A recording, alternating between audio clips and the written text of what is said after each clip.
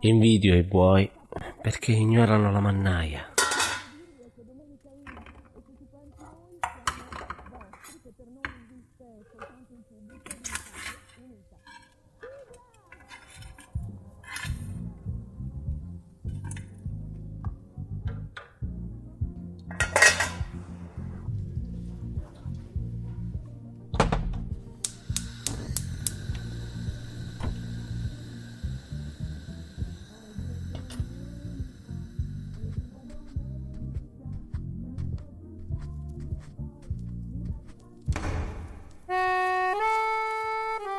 Tu non capivi. Non avevo bisogno di girarmi verso di te per riflettermi nelle tue pupille smarrite. Tra noi due, dove le avevi posate prima del mio arrivo, le carte su cui il tuo avvocato pretendeva ci fosse la firma di entrambi. Con la coda dell'occhio scorsi che era rimasto dello spazio soltanto sotto il mio nome. Mi avevi lasciato persino la penna, affinché non perdessi troppo tempo a cercarne una per casa. Il legno e la mano sul tavolo della cucina, al servizio della signorile arte del fingersi già morti. Anticipare il tempo, batterlo dove lui pare invincibile. Il dovuto, l'inevitabile, le conseguenze pomeridiane di una tazza di caffè dipingono, meglio di qualsiasi altra cosa, un suicidio che, di colpo, riporterebbe ogni cosa al proprio posto.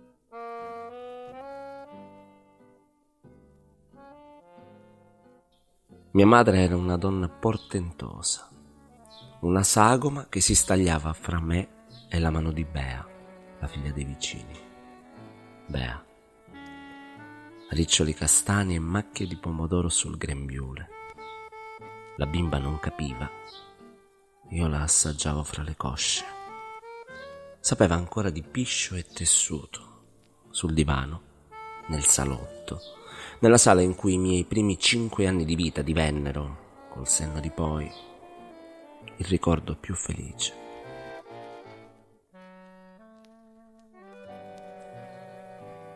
E ora tu, qui, a cercare di immaginarti bovina con me a fianco, a dare un senso a questo uguale che ha smarrito la sua equazione. Siamo ridicoli io e te, divisi dal cesto che ci ha regalato tua sorella per lo scorso Natale.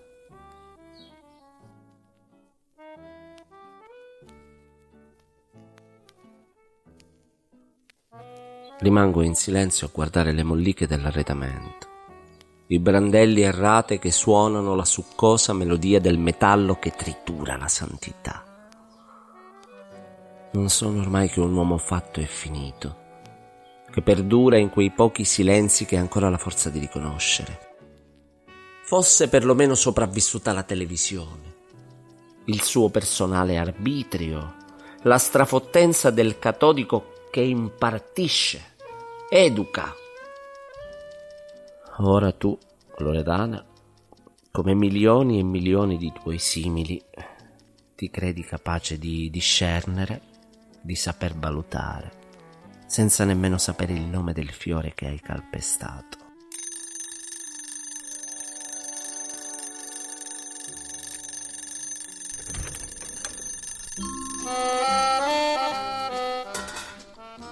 Tra i gerani e le stampe rinascimentali, in una sottile linea in cui il tramonto si spegne, scorgo ancora quel colore che sa di borghese benevolenza, di placida ospitale accettazione del dolore narrato, ma mai provato, che qui, in questa famiglia buona, non v'è vera autentica rassegnazione. La forchetta che non tocca mai il pavimento, la sconfitta della polvere che perdura, invisibile, senza mai posarsi sulle cose. Blateri. Sono 20 anni che blateri. La filiale verginità dei tuoi istinti, quando eri ancora abbastanza giovane per riconoscere le tue stesse paure. Ogni aspetto di te che credevo eloquente, la sinuosità delle tue mancate parole, mentre le ciglia trasmettevano quel desiderio tipico di chi non può bastarsi, giacciono, chissà, in quella valigia rossa che trascinavi a fatica, il giorno in cui partimmo per Dublino. Cosa ci è successo, tu mi chiedi? Anni fa, alle prese con le tue lezioni di sax, ci sentivamo uniti da innumerevoli difficoltà. Antonio non era ancora nato, d'accordo, ma eravamo saldi, tanto vicini che non vi era luce capace di separarci. Tu suonavi fino a tardi, nell'appartamento al 3° piano in via Gioacchino da Fiore. Te la ricordi la faccia che faceva quel cretino del tuo professore ogni volta che partivi con i tuoi assoli? Io trattenevo a stento le risate, poggiato in un angolo della stanza, in una porzione di appartamento in cui il disordine del Brunetti sembrava divorare l'aria, proprio accanto a quella locandina dell'ultimo concerto di Duke Ellington che gli invidiavamo tanto e che quel borioso aveva avuto in regalo chissà come, da un suo parente di Bologna. La lezione non finiva mai prima di mezzanotte e tu, dentro il tuo cappotto chiaro, con il volto rintanato nel bavero fino al naso che gli inverni ti sono sempre stati un po' antipatici, e il Selmer da 500.000 lire dentro la valigetta. Non smetterò mai di suonare, dicevi, mentre mi stringevi il polso. Le mani me le lasciavi sempre libere, nella speranza che le mie dita, in una maniera o nell'altra, ti scoprissero la pelle con una nuova carezza. Poi l'estate della vita, a differenza di quella del tempo, che tardi o presto ritorna, ci abbandonò. Sentimmo il desiderio di metterci in regola, di inquadrarci in un lotto specifico di una città che non era la nostra, e tu rimanesti incinta. Credo che Antonio non ti abbia mai sentito suonare.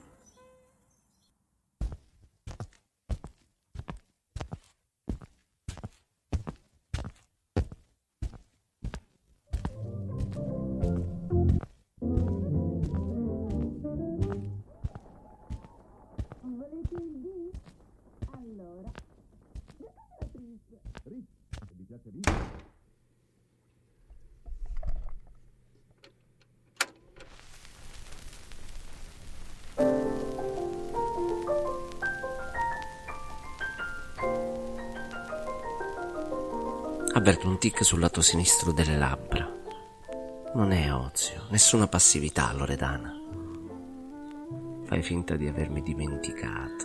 Mi sputi sul collo questa tua meraviglia aspra, condita con una punta di rassegnazione domenicale. Tutto è così lento ormai, vorrei risponderti, ma non parlo ancora. Mi conto le dita in tasca e desisto dal raggiungere qualsivoglia riconciliazione. Vorrei schiaffeggiarti. Il tuo viso così si abbinerebbe maggiormente alla moquette. Strisciante sul pavimento, implorandomi di fermarmi, torneresti a sentirmi davvero. Forse.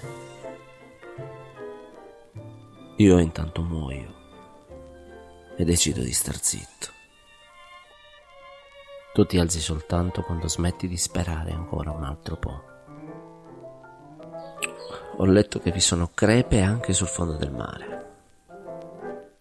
Ricordo di aver pensato che allora l'acqua servisse a nasconderle. Mi vergognai di aver ragionato in maniera così infantile. Invece poi tutto mi fu chiaro una sera, anzi, quella sera. Eri andata da Antonella, una birra fra amiche, qualche disco e del ghiaccio intinto nel whisky. Rincasasti poco dopo mezzanotte. Io ero già a letto, sebbene non riuscissi ad addormentarmi. Mi lanciasti addosso le calze, facevi baccano, canticchiasti persino qualcosa in bagno, un motivetto in maggiore con una voce che non ti riconobbi. È stato bello stasera. 4 parole e poi spegnesti la luce.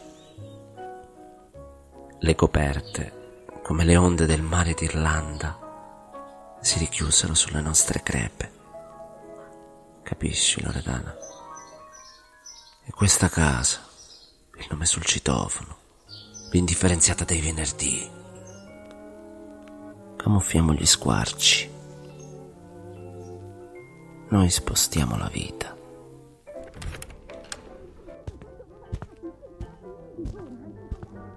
Cerco la tua mano, rinsavito. Ora posso sfamare 100, 1000 interrogativi. Ma tu, in perfetta armonia col mondo intero, hai scelto te come unico argomento e sei andato in salotto. E io spero almeno che la penna non scriva, mentre sulla parete un ridicolo pulcino bordeaux spunta da un orologio a forma di uovo.